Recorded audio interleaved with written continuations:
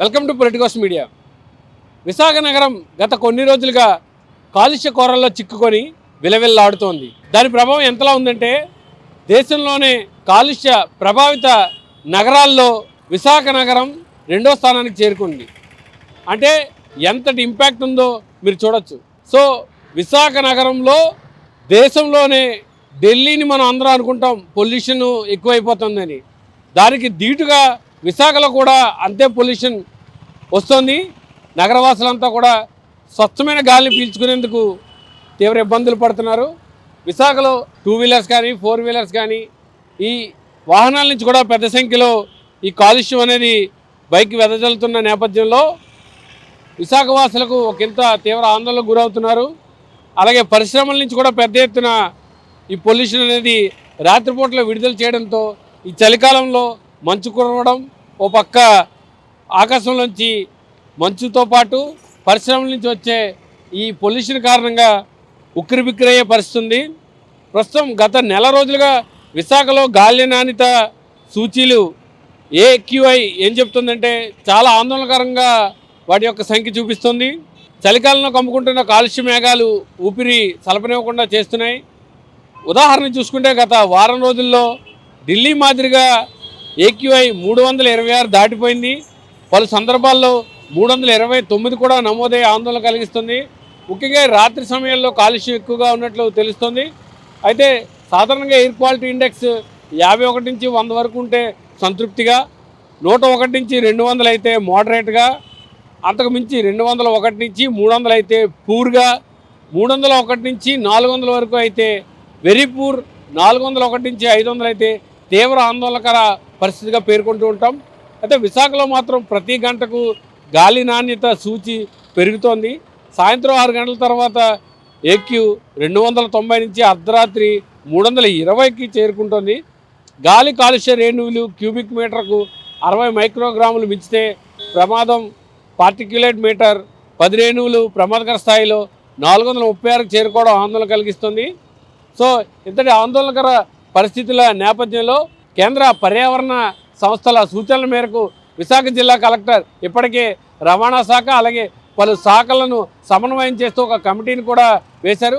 ఈ కమిటీ విశాఖలో పర్యటించి వాహన కాలుష్యాలు ఏ మేరకు వస్తున్నాయి, పరిశ్రమల నుంచి ఏ విధంగా కాలుష్యం బయటకు వస్తుంది, ఏ సమయాల్లో వీరు విడుదల చేస్తున్నారు అనే విషయాలను పరిశీలిస్తున్నారు. అలాగే విశాఖ పోర్టుతో పాటు ఇటీవల విశాఖ శీలానగర్ నుంచి ఏదైతే పోర్టులోకి వచ్చే రహదారి నిర్మాణంలో కూడా భారీగా బూడిదంతా కూడా పైకి ఎగిసి పడుతున్న నేపథ్యంలో కాలుష్యం కూడా తీవ్ర స్థాయిలో వస్తుంది. దీనిపై ఇప్పటికే అధికారులంతా కూడా అన్ని ప్రాంతాలను సందర్శించి కొన్ని సంస్థలకైతే ఫైన్లు కూడా విధిస్తున్నట్టు తెలుస్తుంది. విశాఖలో పెరుగుతున్న కాలుష్యానికి సంబంధించి ఎటువంటి చర్యలు తీసుకుంటున్నారనే విషయాలను కాలుష్య నియంత్రణ మండలికి సంబంధించిన PV ముకుందరావు గారు మనతో ఉన్నారు. ఆయన అడిగి మరిన్ని విషయాలు తెలుస్తుంది. సార్ నమస్తే సార్. ఈ విశాఖలో ఇటీవల కాలంలో కాలుష్యం పెరిగిపోతుంది, ఢిల్లీకి స్థాయిలో ఇది కూడా పెరిగిపోతుందని పలు వినిపిస్తున్నాయి. సో దీనికి సంబంధించి కాలుష్యం నియంత్రించేందుకు మనం ఎటువంటి చర్యలు తీసుకుంటున్నాం?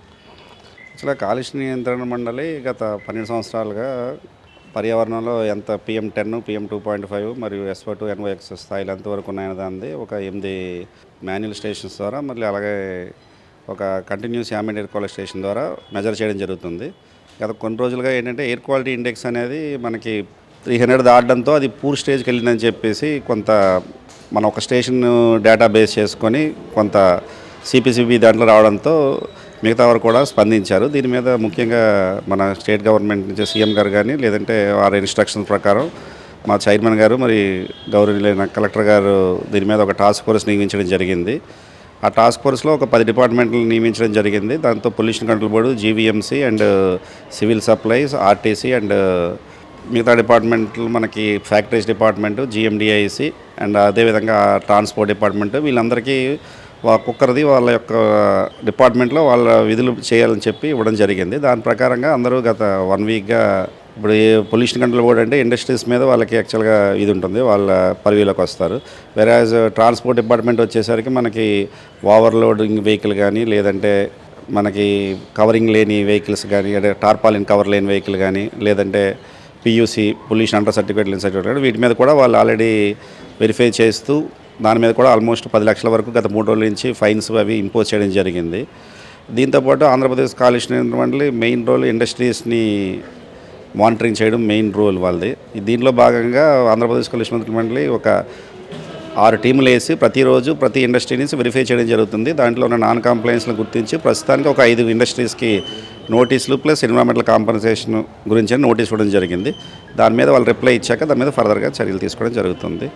అదే కాకుండా ప్రతి డిపార్ట్మెంట్కి వాళ్ళ యొక్క రూల్స్ ప్రకారం వాళ్ళు విధులు నిర్వహిస్తున్నారు. అంటే జీవీఎంసీ ఉంటే జీవీఎంసీ దగ్గర మెయిన్ వేస్ట్ మనం ఓపెన్గా బర్న్ చేయకూడదని, అలానే ఇప్పుడు మనం వేస్ట్ కాపుల పాటు తరలించేటప్పుడు దాన్ని ఫుల్గా కవర్ చేసి పంపించాలి. అలాగే జీవీఎంసీ వెహికల్ అన్నిటికీ పొల్యూషన్ సర్టిఫికేట్ ఉండేటట్లు చూసుకోవాలి. అలానే ఇప్పుడు మనకు ఆర్టీకి సంబంధించి ఆర్టీసీ డిపోలు అన్నింటిలోనూ డ్రైవర్స్కి వాళ్ళకి తగిన సెక్షన్ ఇవ్వమని చెప్పి, ప్లస్ ఆ బస్సెస్ కూడా గుడ్ కండిషన్లో ఉండాలని చెప్పి కలెక్టర్ గారు ప్రతి డిపార్ట్మెంట్కి టార్గెట్స్ ప్లస్ వాళ్ళకి ఇది ఇచ్చారు. ప్రతిరోజు దానికి కూడా రివ్యూ కూడా జరుగుతుంది. మేము కూడా ప్రతిరోజు ఏం జరుగుతుంది అన్నది కూడా ప్రెస్ నోట్ ఇవ్వడం జరుగుతుంది ప్రతిరోజు ఈవినింగ్. దీంతోపాటు ఏంటంటే ఏపీ పొల్యూషన్ కంట్రోల్ బోర్డులో మాన్యువల్ స్టేషన్స్లో చూసినప్పుడు మేము లాస్ట్ 21-25 మాన్యువల్ స్టేషన్ చూసినప్పుడు అది ఇంకా మాకు మోడరేట్లోనే ఉంది. అంటే ఇది ఓన్లీ విశాఖపట్నం ఆర్టీసీ కాంప్లెక్స్ ఉన్న స్టేషన్, ఇది ఒక స్టేషన్తోనే మనం విశాఖపట్నం అంతా పొల్యూషన్ అయిపోయింది అనుకోకూడదు. ఈవెన్ దో మనకి వేరే మాన్యువల్ స్టేషన్లో చూసినప్పుడు అది మోడరేట్లో ఉంది. దీంతోపాటు every Monday AP pollution control board ఒక బులెటిన్ రిలీజ్ చేస్తుంటుంది. ఆ బులెటిన్ని మీరు కూడా ప్రజలకి మరింత చేరువ చేస్తే ప్రజల్లో ఉన్న సందేహాలు కానీ ఏమైనా పోవడానికి అవకాశం ఉంది. ఎయిర్లో క్వాలిటీ అంటే ఏదైతే ఇండెక్స్ చూపించినట్టుగా నాణ్యత తగ్గిపోవడానికి గల మెయిన్ కారణాలు ఏమని మీరు మెయిన్ కారణం ఏంటంటే ఇప్పుడు యాక్చువల్గా మనకి PM10 PM 2.5 మనకి కొంత ఎక్సిడెన్స్ ఉంది. ఇప్పుడు మనకి మెయిన్ వింటర్ సీజన్లో ఏంటంటే మనకి Visakhapatnam is the bowl area, 3 sides మనకి హిల్ ఉంటుంది, 1 సైడ్ ఓషన్ ఉంది. దీంతో వింటర్లో టెంపరేచర్స్ ఈ ఇయర్ టెంపరేచర్స్ బాగా డ్రాప్ అయ్యాయి. దీంతో ఈ డిస్పర్షన్ లాగా ఇన్వర్షన్ వలన అక్కడే సెటిల్ అయిపోతుంది పార్టిలేట్ మ్యాటర్. దాంతో ప్రాబ్లం మెయిన్లీ ఏంటంటే PM10 మనం చూసినప్పుడు అది నార్మల్గా మనం నాన్ వింటర్ సీజన్ చూస్తే 1.3 to 1.5 టైమ్సే పెరిగింది. వెరాజ్ మీరు దీనికి వెళ్ళారనుకోండి PM 2.5 చూస్తే 2.5% వరకు పెరిగింది. దాంతో one of the major reason ఏంటంటే ఈ PM 2.5 అనమాట. మనకి ఇది మెయిన్గా వచ్చేది ఆటోమొబైల్ సెక్టర్ నుంచి, కన్స్ట్రక్షన్ అండ్ డిమాలిషన్ వేస్ట్ నుంచి వస్తుంది.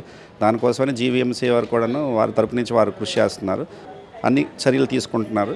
ఇంకా ఏదైనా ఉంటే తెలియజేయడం జరుగుతుంది. ఫైనల్గా ఈ సీజన్లోనే ఈ ఫార్మా కంపెనీలు మన దగ్గర ఎక్కువ ఉంటాయి. సో వాళ్ళు కూడా వాళ్ళ వ్యర్థాలను గాల్లో విడిచిపెట్టడం వల్ల కూడా గాల్లో నాణ్యత కూడా కోల్పోతున్నారని వింటున్నారు. మీరు ఇటీవల కాలంలో గత కొద్ది రోజులుగా ఇన్స్పెక్షన్కి వెళ్తున్నారు, అలాంటి పరిస్థితులు ఏమైనా గమనించారు? అంటే ఫార్మా కంపెనీలకి యాక్చువల్గా స్క్రబ్బర్స్ అవి ఉంటాయండి. యాక్చువల్గా వాళ్ళు విధులు చేసేదానికి double stage scrubbers, triple stage scrubbers అని స్క్రబ్బర్స్ ఉంటాయి. ఆ స్క్రబ్బర్స్ని ఆపరేట్ చేస్తూ వాళ్ళు ఆ వాయువుల్ని వదులుతుంటారు. హినౌస్గా అయితే ఎక్కడైనా ఇండస్ట్రీ పరిసరాల్లో చూసినప్పుడు తప్పుకుంటూ ఉంటుందండి. బట్ ఓవర్దా అది విశాఖపట్నం మీద ప్రభావం చూపిస్తుందంటే అంత ప్రభావం ఉండదండి. ఎందుకంటే మనకున్న ఫార్మా ఇండస్ట్రీస్ అన్నీ అనకాపల్లి అంటే మన విశాఖపట్నం బౌండరీలో ఉన్నాయి. దాని వరకు ఉండదు. కాకపోతే మనకి ఇక్కడ కోల్ అనేది కొంత ట్రాన్స్పోర్టేషన్ ఉంది బై రోడ్ ద్వారా, దాని ప్రభావం కొంత. ప్లస్ వచ్చి మనకి మెయిన్ వెహికులర్ ఎమిషన్స్, ఈ కన్స్ట్రక్షన్ యాక్టివిటీ, కన్స్ట్రక్షన్ డిమాలిషన్ వేస్ట్లు ఇవి ఉన్నాయి. వీటి చాలామంది వరకు ఇప్పుడు మనం ఎప్పుడైతే విశాఖపట్నం పోర్టు వారు వాళ్ళు చేసినప్పుడు వాళ్ళు కూడా నైట్ టైము పెట్రోలింగ్ చేస్తున్నారు. మార్నింగ్ కూడా ఒక 2-3 టీంలు వాళ్ళు కూడా డిప్లాయ్ చేశారు. చేసినప్పుడు ఏంటంటే వాళ్ళు కూడా మా దృష్టి తీసుకొచ్చింది, ఇప్పుడు కాపర్ ఐరన్ వైర్ కోసం ఒక ప్లాస్టిక్ వైర్ని కాల్చేయడం, ఇటువంటివి కూడా కొన్ని సంఘటనలు జరుగుతున్నాయి. ప్రజల్లో అవేర్నెస్ పెరగాలి. చలికాలం వల్ల కొంతమంది ఇప్పుడు మనకి మంటలు వేయడం ఇటువంటివి జరుగుతుంది. ఇది కూడా కొంత ప్రభావం ఉంటుందండి. సో ఫైనల్గా ఈ ఏవైతే సంస్థలు వాళ్ళకి ఏమైనా ఫైన్లు విధించే అవకాశం ఉందా? అంటే పొల్యూషన్ కంట్రోల్ చేయలేని వాళ్ళు.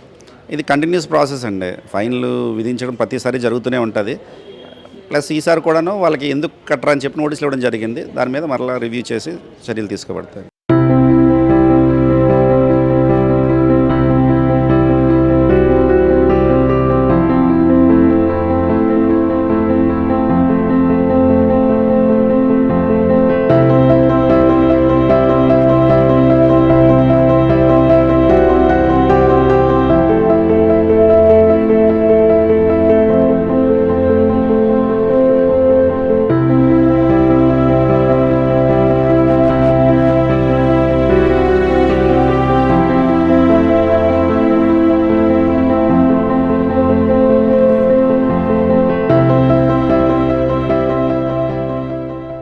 Please subscribe to the channel and download the Politicos app from the links in the description.